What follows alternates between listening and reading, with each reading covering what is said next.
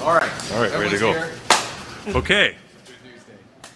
It is a good news day, Prime Minister. It's a good news day because the Prime Minister is here in Etobicoke Lakeshore in my riding. My name is James Maloney, and I have the great privilege of being the Member of Parliament for Etobicoke Lakeshore, which I like to refer to when I'm in Ottawa as the greatest riding in the country. When I say that here in Etobicoke, I usually get a better response to people in front of me than I do behind me. And I think that remains the case today. But I'm really, really, really thrilled to be here today, and I mean that, because having the Prime Minister in Etobicoke is significant, but it's really significant when you find out the reason he is here.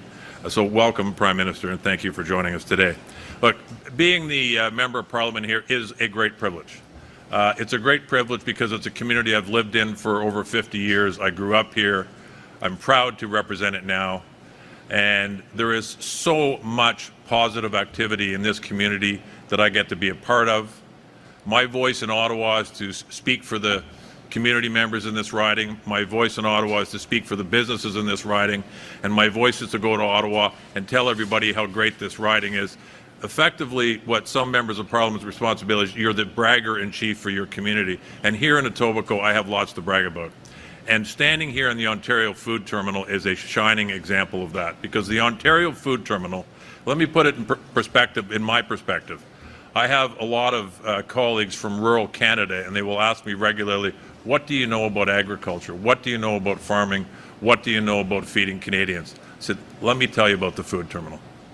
In 32 acres in my riding, I feed more Canadians than most rural ridings in this country. And it's something I'm incredibly proud of. When I drive by here day in and day out, I think of all of the food, all of the produce, all of the flowers that are generated from this facility. If you drive around the GTA or the Greater Toronto Area or beyond, people's plates are filled with fruits and vegetables, their gardens are with flowers, and they came from the Ontario Food Terminal. And it all came from farms in surrounding area. If you go up north of Toronto, southwestern Ontario, and some of those great suppliers are here today. I see a lot of friends in this room who I'm so proud to represent and support, and I want to thank all of you too. But the reason we're here, and the reason the Prime Minister is here, is I'm going to invite Minister Heath MacDonald to join us in a moment, and his Parliamentary Secretary, my colleague Sophie Chattel, is with us as well, and I'm really pleased that she's here. Shortly after the Prime Minister asked Minister MacDonald to take on the agricultural portfolio, I said to him, you got to come to the Ontario Food Terminal. I only said it once, and a few weeks later he walked by me in House of Commons. He said, I'm coming to the food terminal. And he came here just a couple of months ago. We did a tour of this great facility with many of you who are here today, and he had the same reaction that I do every time I come, and everybody else does when they come through this facility. And you recognize that, and in a time when food prices are rising, that this place was ahead of its time. Because what it does for Ontarians and what it does for people across this country is remarkable. It puts food on their plates. And as much as I've talked about Ontario, Minister MacDonald is from Prince Edward Island, and he couldn't resist pointing out to me that there's a pallet of potatoes from Prince Edward Island right over there. So, Minister MacDonald, I just want to say how much I appreciate you making this happen, how much I appreciate you coming here today, and how much I know everybody here appreciates it as well. So, Minister MacDonald.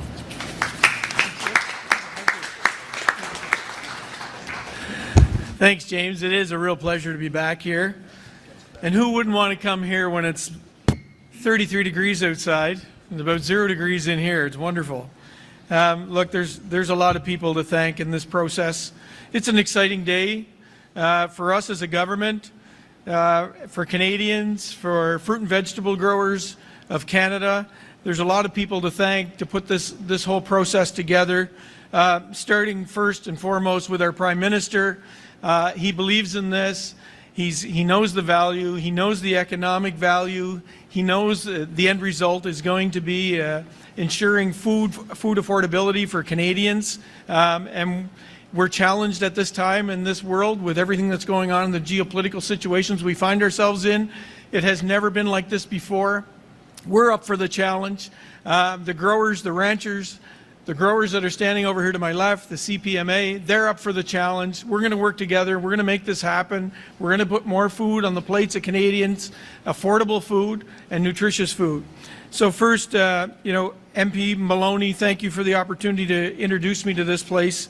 Ron Lemaire, CPMA, worked closely with Ron. He's traveled around the world with me, actually. Trevor Jones, Minister of Agriculture in Ontario, has become a really good friend of mine and has a really soft spot for food, I must say, from where he came from. P.S. Sophie Chattel, and of course my team, my deputy, my chief, those people. Look, as a politician, I drive the stagecoach. They hook up the horses. And the work that they've done and put into this is second to none to make this process happen. But you don't do this unless you have the leadership of the Prime Minister sitting behind you. And I can tell you, he's been superb in the support of all of this. This has come together relatively quickly because we know we have to act as soon as possible. For more than 70 years, Ontario Food Terminal has been critical to a link of food delivery.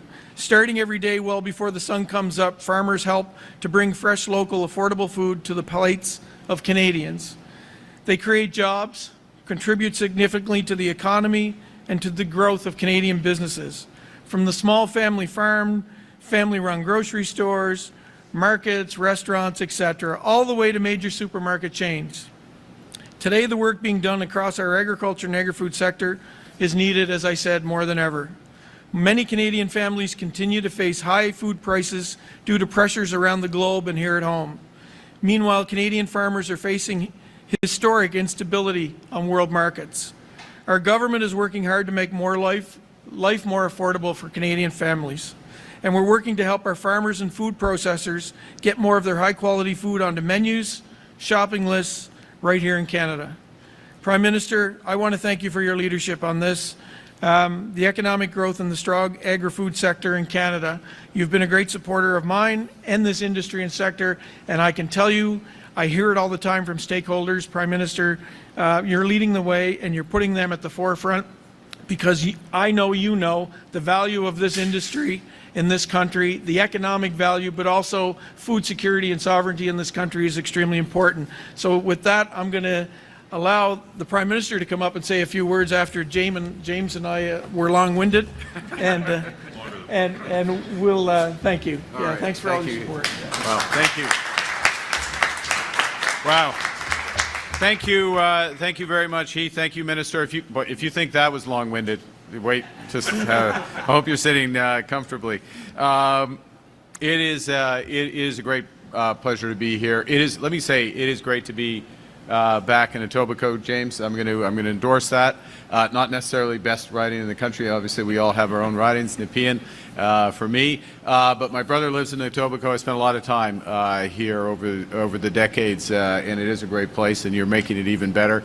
But this is, in many respects, the heart of Etobicoke, and it's the link to, as you say, the kitchen table across the GTA and beyond. I'm a little concerned that we're here at the Ontario Food Terminal late in the day, because when you're here at 2 and 2:30 in the morning, 5 o'clock in the afternoon is late in the day. You're going to be turning around. So, Ron, thank you. Let me also thank John Franco for hosting us. Everybody for being here and what you're doing, what you do every day. 70 years, the Ontario Food Terminal has been at the heart of the food chain in Ontario. Nicknamed the Stock Exchange, terminal that connects 5,000 buyers and sellers from farms to retailers across Ontario. The largest food terminal in Canada, fourth largest in North America, moving 2 billion pounds of fruit and veg every single year. Now, this is where we start to get into what we're announcing today, because our vision is that this terminal, expanded, this terminal and others like it will play increasingly important roles in building a stronger and more resilient food system and a stronger, more resilient Canada. Because the ability to move food efficiently and affordably is not just an economic advantage, it's a strategic necessity. Le monde change rapidement. Les guerres au Moyen-Orient et en Ukraine transforment les chaînes d'approvisionnement en énergie, en sécurité et en alimentation. En parallèle, le commerce mondial est en pleine mutation.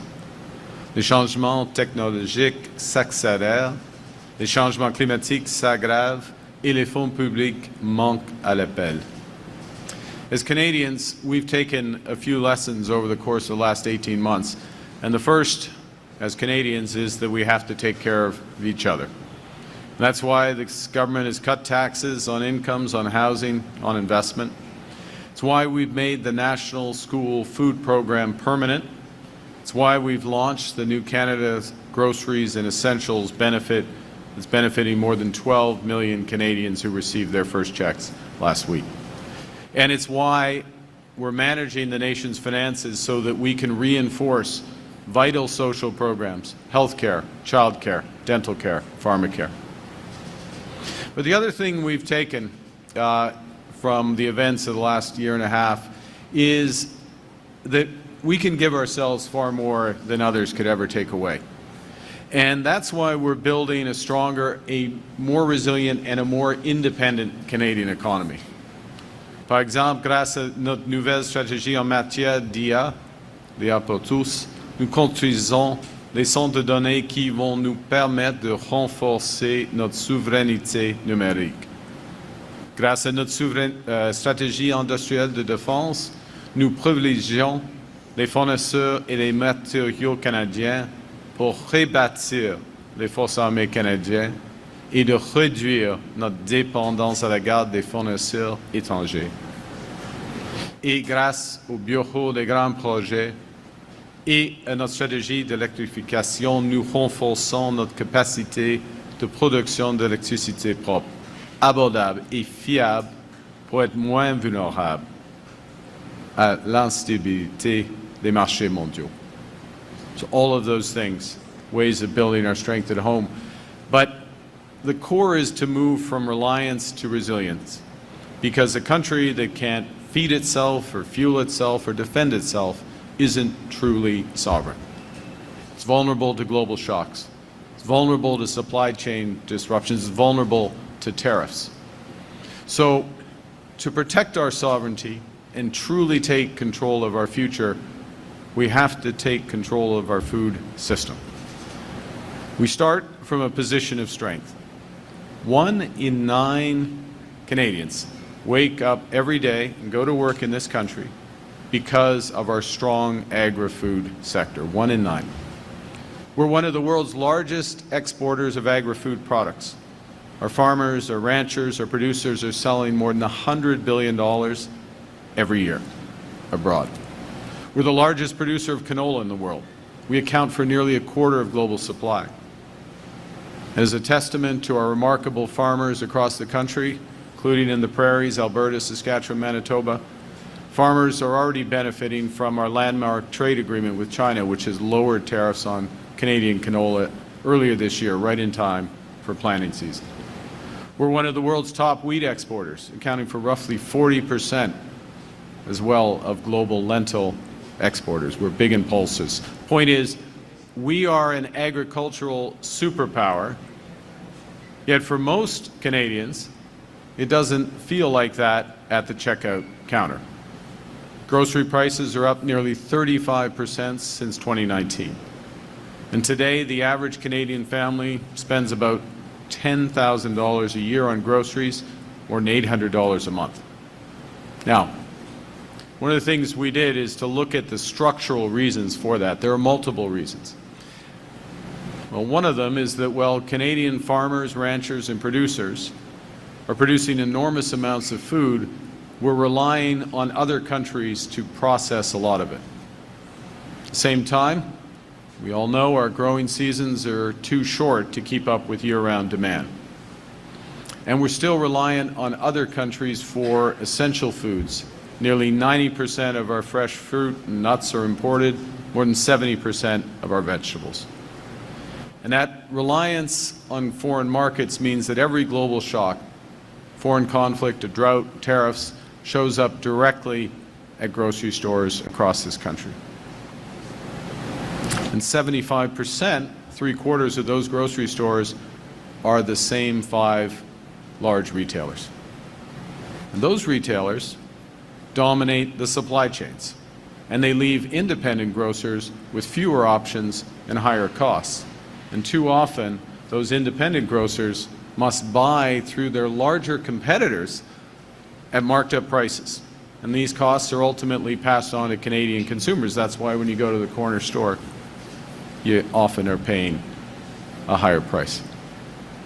It also means that our farmers, working hard, coming here, unless they come here, actually, 2 in the morning, but our farmers don't have enough wholesale buyers competing for their products. And the result of all of this is, despite our vast agricultural strengths, we continue to face some of the higher grocery costs than we should. Le Canada a besoin d'une nouvelle stratégie, une stratégie qui va lui donner plus de choix, plus de contrôle et qui va faire une plus grande place au Canada. Une stratégie qui ouvre le marché aux détaillants indépendants et qui amène plus d'épiceries à tenter d'attirer les familles canadiennes en leur proposant des produits de meilleure qualité à prix plus bas. Et une stratégie qui, en retour, va nous aider à cultiver, à transformer et à vendre plus d'aliments ici même, chez nous, et à réduire notre dépendance envers d'autres pays. So today we're pleased, very pleased, to announce that Canada is launching our first national food security strategy. There's more than $3 billion in this strategy of investment to tackle the challenges in our food system through targeted measures and investments to help create more affordable, sustainable, and resilient food supply chain in Canada. In other words, all the way across the supply chain. 4 key objectives, 4 pillars in this strategy. And the first is to increase grocery store competition, create more choice for Canadians. Second, process more food in Canada. Third, grow more fruits and vegetables all year round in Canada. And finally, lower prices by removing expensive regulatory barriers so farmers and producers can put more Canadian food on our shelves more easily. Within 4 years, our strategy targets increasing the number of independent grocers buying from food terminals or hubs such as this by 15%. 15%. And to boost local food sales from small and mid-sized producers by 25%. So we're setting ourselves specific targets, and we're putting the investment behind to achieve them. With our strategy, the government will first create more choice and competition here in Canada. We'll provide $1 billion over 10 years to establish a new 10-year Food Link Fund, starting right here at the Ontario Food Terminal. This fund will expand existing food terminals and start construction on 2 new ones by the end of 2028. And may I just, I should take a moment, Minister Jones, Trevor Jones of Ontario, and the partnership with Ontario in aspects of this will be essential. And thank you for your leadership on that and that of Premier Ford. We will also work to create 40 new commercial food hubs across the country, right across Canada, bringing food closer to market, lowering distribution costs, and helping Canadians save at the checkout with high-quality Canadian food. And we're going to make sure that there's competition in the sector. We're going to give the Competition Bureau more resources to identify, prevent, and combat unfair business practices. For consumers, we're going to crack down on surveillance pricing. We're amending privacy legislation to protect consumer data, your data, so companies can no longer use it to charge you higher prices. The second big thing is boosting domestic food production right across the country. because for decades we've been paying other countries to convert what we already have into what we need. I'll use Thailand as an example. Great place to go and visit. We love Thailand. 70% of what we ship there, our wheat, our soybeans, our peas, is processed in Thailand and then re-exported in global markets, sometimes back to ourselves. In effect, we're spending hundreds of millions of dollars to send our food elsewhere for processing that could be done at home. So to help Canadian businesses grow, produce, and process more food in Canada, we're launching another $1 billion fund through Farm Credit Canada. We'll also establish a $150 million food security fund to support small and medium-sized businesses in upgrading the critical equipment so that they can make more, store more, and bring more Canadian food to market. We'll establish and create a $100 million collaborative food innovation fund to help producers expand processing so more of each crop is used here. Because we have the talent and the resources, and now we're going to build the capacity. The third pillar is to grow more produce all year round. That's going to cost some money for the capital investment, so we're investing $750 million in greenhouses and hydroponics to dramatically expand Canada's capacity to produce fresh fruit and vegetables year-round. And this includes a $100 million investment to help northern and rural communities produce more food locally via small-scale indoor farms and basically reducing their dependence on shipments from thousands of kilometers away. And finally, we'll look to lower costs by cutting red tape across the agricultural supply chain. Because right now, and this is a highly innovative sector, right now farmers and producers often wait years for approvals for new pesticides, for fertilizers, seeds, and feed that they need to grow and produce food efficiently. So to build the food system that Canadians deserve, we need to get out of our own way. We'll modernize key regulations so that food security and affordability are considered alongside of safety. We'll speed up approvals for seeds, feeds, fertilizers, veterinary products, and reduce backlogs that slow down the system. With our approach, we will clear Canadian Food Inspection Agency and pesticide approvals backlogs, and they're big backlogs. We aim to clear those by the end of this year, making decisions faster and more predictable. Alors, en somme, cette stratégie vise à transformer nos systèmes alimentaires grâce à des changements structurels de grande envergure, soutenus par des investissements massifs. Et certains des résultats les plus importants prendront du temps à se concrétiser. C'est pourquoi nous donnons aujourd'hui un coup de pouce aux Canadiennes et Canadiens et leur offrons un pont vers l'avenir. Nous avons temporairement suspendu la taxe fédérale sur les carburants afin de faire économiser jusqu'à 10 cents le litre jusqu'à la fête du travail. Nous avons déjà réduit l'impôt pour 22 millions de Canadiens de la classe moyenne. Et grâce à la nouvelle allocation canadienne pour l'épicerie et les besoins essentiels, 12 millions de Canadiens et Canadiennes ont reçu leur premier versement la semaine dernière, soit jusqu'à $533 pour une famille de 4 personnes. So let me conclude. A country's sovereignty depends on its ability to feed, to fuel, and to fend itself. Right now, we're not fully in control of our food system. It's an over-reliance that's left us vulnerable to global shocks, to conflicts, droughts, tariffs. This strategy is about changing that. It's about putting Canadians back in control of what we grow, what we buy, what we put on our table.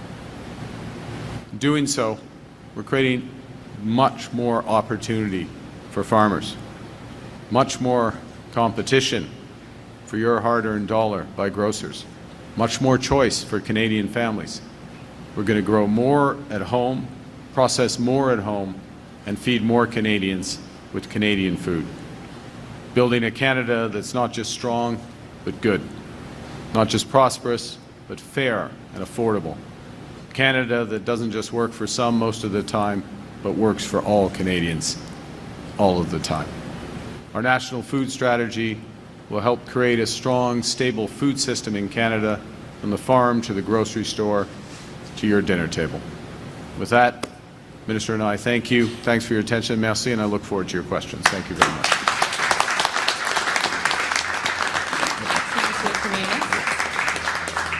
We'll now turn to the first question. Premier question. Thanks, Prime Minister, for taking our question. Sharif Hassan from the Canadian Press. This morning, unfortunately, a Toronto police officer was killed in a raid linked to the U.S. consulate shooting. I wonder if you have been briefed on this as a matter of national security. And is there anything if you could share about the link between the two incidents? Thank you for your question. And it was very heavy heart. The day began. The Toronto police officer, Constable Mark Pinizotto, killed in the line of duty, protecting our community, and it follows on from the death of Constable Taryn Bali on Tuesday. These officers, these brave officers serving, as I say, protecting our communities, we're in their debt forever. Our thoughts of the country mourn with their families, their loved ones, their fellow officers, their communities. I have been briefed on the circumstances. It's prudent to not share the details of that. At this stage, details will be shared, particularly through Toronto Police Service and the Minister of Public Safety when appropriate. Thank you. I have a second question about today's announcement. Prime Minister, let me find my question. Given the strategy that you announced today is aimed at long-term industry changes, how soon can Canadians expect to see more fresh food at lower prices? Thank you for that incredibly important framing of this. So the first is we recognize the pressure that Canadians are under. It's why we've cut taxes for 22 million Canadians. It's why the grocery is an essential benefit, which this year will lead to up to $1,890 for a family of four, those who most need it, but touching 12 million Canadians. That's why we put that in place. Other measures on fuel prices, etc. So that's why we've done it, because these structural changes, these deep structural changes, will take some time. We'll start to see some of the benefits flow through on, for example, clearing the backlogs on some of the red tape. That will help. Expanding, reinforcing this facility, building new facilities will take time, but you'll quickly see the impact of that. And one of the things, once it happens, one of the key things is sending the clear message to the growers that the market for them is expanding. Sending the clear message to the retailers, the small retailers, that they're going to have more options and more capacity and be able to pass that through. So that starts to layer in over the next few years in terms of those impacts. And if I may finish just on this is something this government feels very, very deeply about. If we only spend our time on the immediate, then we will find ourselves consistently with these challenges over time. The next time there are foreign wars, the next time there's trade strife, there's droughts elsewhere, and we have these impacts. So we need to make these structural changes, provide the bridge for Canadians who are under pressure right now through tax reductions, through benefits and others, in order to bridge over to that. This is a government that does multiple things at the same time, the strategic and the immediate. Thank you. Thank you. Next question. Hello, Nathaniel Dove from Global News. Prime Minister, the Windsor-Detroit Bridge Authority said that Canada and the U.S. agreed to postpone opening that bridge so that both sides could resolve outstanding issues. Why did Canada agree to that, and what are the outstanding issues for this country? Thanks for the question. Well, at the request of the United States, we agreed to delay the opening and take the necessary time to resolve outstanding issues. There's a few issues that have been raised, and this is a collaborative approach. As I said yesterday, there's not great drama here. We're going to work through some issues that have come up. And, you know, for a bridge that is going to be in place and serve Canadians, Americans, others for decades, a question of a few weeks is time well spent. But I can push you on that. What specifically are those issues that you're delaying? We'll work. I mean, there's some things that have been raised, a series of technical aspects, which we'll work through with the United States. Thank you. Next question. En français, c'est la même question, en effet. Oui. Alors, à la demande des États-Unis, le Canada a accepté de retarder l'ouverture du pont Gordie Howe et de prendre le temps nécessaire afin de régler des enjeux. Il y a quelques enjeux techniques qui concernent les Américaines et dans une circonstance avec une infrastructure incroyable et importante, une infrastructure qui va exister pour des décennies, de prendre quelques semaines afin de régler les enjeux, c'est un bon usage du temps. Merci. Pardon. Vous êtes sur le point de quitter pour aller au G7. Oui. Avez-vous l'intention de rencontrer le vice-président Trump en tête-à-tête? Et pensez-vous que ça pourrait aider à relancer, beaucoup, à relancer les négociations commerciales? Oui, ouais, vous avez raison. Ce soir, j'irai à Paris afin d'avoir une tête-à-tête, une bilatérale avec Monsieur le Président Macron afin de mieux préparer le G7. Il est le président du G7, en fait.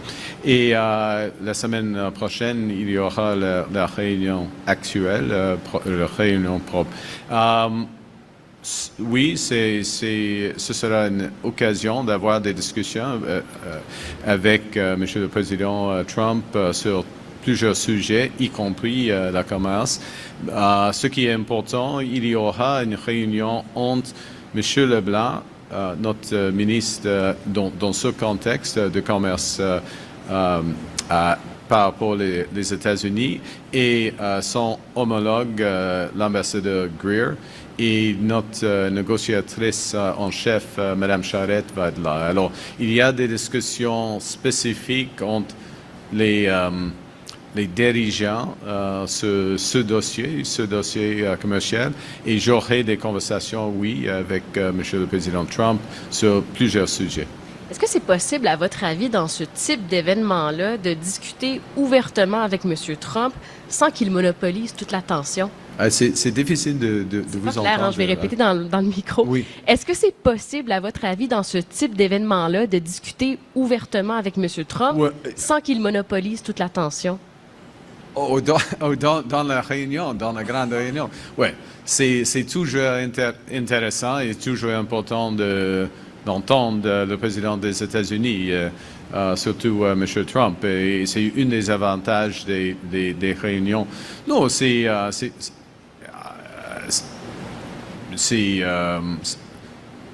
par exemple, à Kananaskis, au G7, où j'étais le président, on a eu plusieurs discussions avec lui, bien sûr, et tout le monde a l'occasion d'exprimer leur point de vue. C'est un vrai échange. M. Trump, dans une réunion, il entend. Il écoute en même temps qu'il parle. Oui, c'est vrai. Dans les réunions privées, c'est un vrai échange avec lui. Alors, ce sera utile. J'ai hâte de lui voir. À Evian. Merci. Prochaine question. Can we translate that Question? in English? The two questions? You want that summarized in English? To your second question, which was, look, the president, I'll summarize it as this, which is President Trump in meeting settings, of course, we want to know his perspective. One always wants to know the perspective of the President of the United States. But in meetings, these are real exchanges. That was the case in Kananaskis. It's been the case in APEC and ASEAN and other meetings I've been with him. He listens as well as speaks, and so these are real exchanges. And certainly, the G7 is taking place at a critical time for the world, geopolitically, geostrategically, given the wars that are ongoing, plus economically, and a host of issues, present and future, including the future of AI. Thank you. Hi there, Prime Minister. I'm Diane Campbell with CBC News. Yes. I do have a couple questions about the bridge, if you don't mind. My question to you is that state Republicans in Michigan are saying that they want to get half the tolls as soon as the bridge opens. Is that on the table? Look, Canada paid for the bridge. We ensured that half of the construction work and the activity associated with it was shared with Michigan, and the benefits, of course, of the bridge will be shared by all. And a yes or no question. Do you believe that... There are no yes or no questions. Sorry. Do you believe that the situation with the bridge is a way for Trump to pressure Canada in negotiations? No, look, the issues that have been raised by the U.S. Administration as a whole, and are being addressed. We have not had a direct conversation, President and I, about this issue. So I wouldn't, as I said a moment ago, and I said yesterday, this is not a big drama. We're working through. You take time to get things right. It's a major binational project, and we want to launch it in the right way, in a collaborative way, and those are the discussions we're having.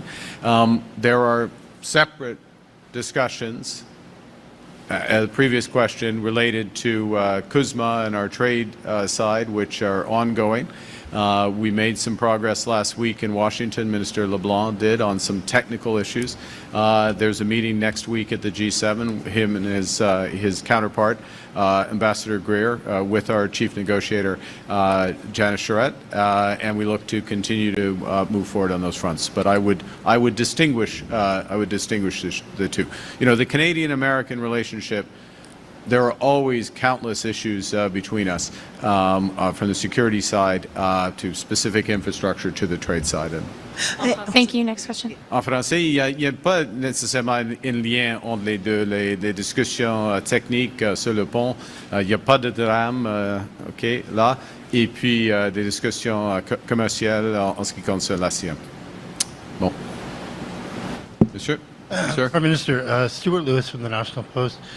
Just to put a fine point on, do you expect your government to obtain that renewal of CUSMA? And if not, how do you think your government will handle annual reviews and all the uncertainty that would go along with that? Yeah, well, look, thank you. Well, let me take your question and use it as an opportunity just to, I'm sure you know this, but maybe not everyone watching knows this, which is that the structure of CUSMA is that there was built into it a review, as you know, and a review around the July 1st date. That creates the possibility to extend the timeline so that it would run for another 16 years. If a decision isn't taken, then it has 10 years left to run on that deal. But at any point subsequently, a decision can be taken to make that extension. So the non-renewal doesn't necessarily, I mean, it doesn't take away the possibility or even the probability of an extension when there is a meeting of minds on the structure. Okay, so that's a very important point here. The second is, I'll just make the observation that the way the United States is approaching this is to look for, within the structure of CUSMA, bilateral deals with Canada, separate Canada and Mexico. By the way, we are looking for a bilateral deal with Mexico as well, and we'll work forward on that. But there would be some commonalities that are retained as part of CUSMA's extension. So look, there's issues. We all know that. We're working through a number of them. We've got a lot more work to do, and we'll continue to work on it. Just following up on that, what's your response to Ambassador Hoekstra's comments about, make President Trump a good offer? This comment that he made, I think, this morning. Well, we have engaged, and I have engaged with the president on some good offers, and it's a negotiation, and we'll continue to have these discussions. What the government is going to do is serve Canadians, and we are going to get a deal that's right for Canadians. We understand the U.S. has changed its trade policy, its orientation. There are some specific issues that needed to be ironed out on both sides of the border, and we're working through doing that. We think there's tremendous advantage in certain sectors to keep an integrated market. That's true for 85% of our trade, as you know, which is still tariff-free. But we think across autos, forestry, steel, aluminum, that those opportunities exist. But we've got work to do to convince the U.S. side of that. Mexico is in exactly the same place, slightly different issues, but the same challenge, if I can put it that way, in terms of ensuring that the benefits of integrated North American market are realized. Thank you. Okay. Next question. Thank you. Thanks.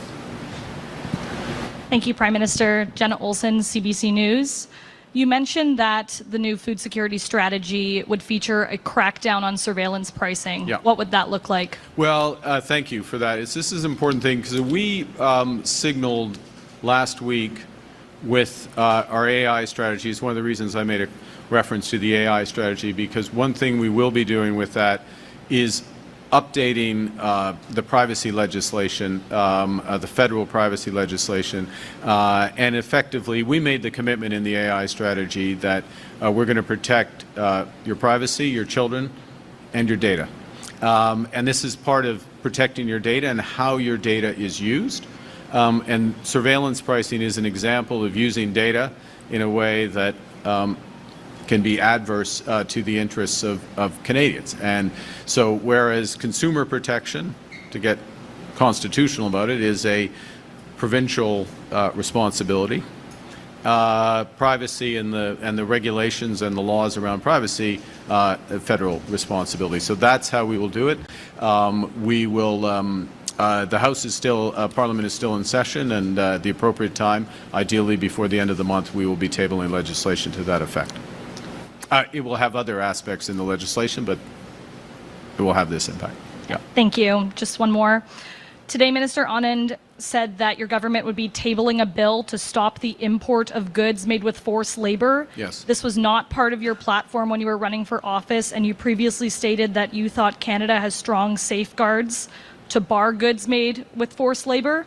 Is this being made a priority amidst discussions with President Trump around CUSMA? So I would say the following. Yeah, I mean, there are some things we didn't. The platform had a lot of foresight, but it didn't have total foresight. For example, the issue you just discussed, you raised on surveillance pricing was not in the platform. On forced labor, we have very strong legal, a very strong framework and responsibilities, legal framework and standards and responsibilities. We've been less effective, once coming into government, at least in my view, we've been less effective in fully enforcing those, and some of that relates to how the responsibilities are structured legally. Some of it relates to resources. So, for example, I'll give you an example, which was a decision we made a few months ago, is we eliminated something called the core, which was an ombudsman role, which was partly to enforce on forced labor, but that role had only had one investigation in 7 years. And so we looked at this as a government. Part of government is to look at things and see whether or not they're effective and try to improve it. So the legislation that Minister Anand is referring to and the steps that we would take around that are part of just being more effective in what we're implementing. Final point, I would just note that under the U.S. 301 actions, trade actions or proposed trade actions which relate to forced labor and judgments,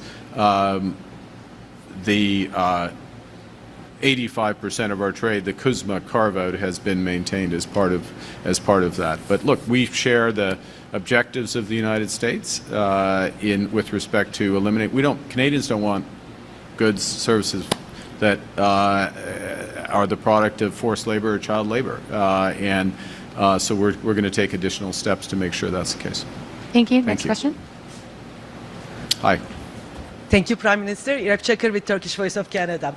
Finnish President Stubb recently put Canada and Turkey in a very interesting sentence together when he spoke about Europe's strategic future. He suggested Europe should think much bigger, including Canada and Turkey in the same sentence.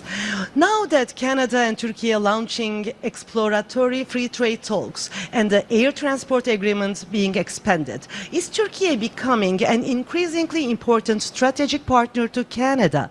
Is Turkey a part of your value-based realism? Certainly Turkey is an incredibly important strategic, it's a NATO ally, number one. Secondly, regionally, and I'm going to use that term with a capital R because it is a very large region from the Balkans through to the Middle East, to the Caucasus and beyond, is one of the most important strategic partners or powers in that region. And so we have been deepening the relationship. It's early days in deepening that relationship, and I will be in Turkey, as you know, next month for the NATO summit, and possibly again, or likely again, later in the year. And so we're in a process of scoping out the deepening of that relationship, yes. And following up on your approach to Turkey, actually, because we have time, a question for that. Tomorrow is the response deadline for the parliamentary petition presented by Liberal MP Sima Akan, which calls for extending work permits for over 7,000 Turkish earthquake survivors here in Canada. Will your government commit to extending these temporary measures to provide these tax-paying, grocery shopping families with clarity and fairness before their permit expires? I will look at it. I have 24 hours to make a decision on it. It's not something that was immediately on my radar, but thank you for the question and bringing it to my attention. Thank you. Thank you. That concludes today's press conference. That concludes la conférence de presse. Merci. All right, there you go. Thank you. Thank you all. Thanks for coming.